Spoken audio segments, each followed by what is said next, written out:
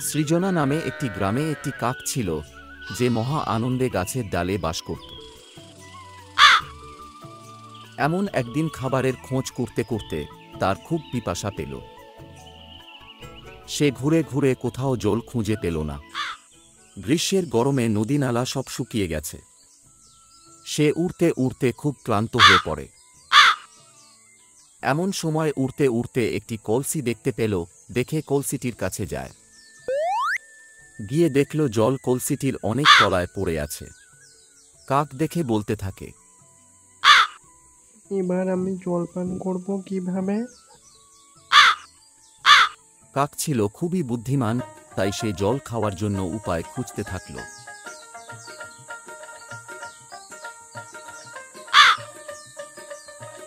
এমন সময় পাশে অনেকগুলি ছোট ছোট পাথর দেখতে পায়। পাথরগুলি দেখে তার মাথায় একটি বুদ্ধি এলো।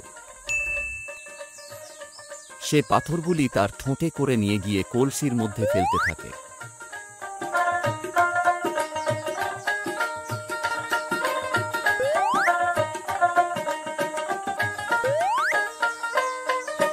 ফেলতে ফেলতে এমন সময় জল কলসির মুখের সামনে চলে আসে।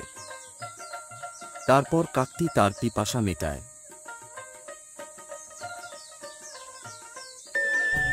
কথায় বলে হার মেনো না, চেষ্টা করলে তার ফল অবশ্যই পাবে। ভিডিওটি ভালো লাগলে একটি লাইক এবং চ্যানেলটিকে সাবস্ক্রাইব করবেন।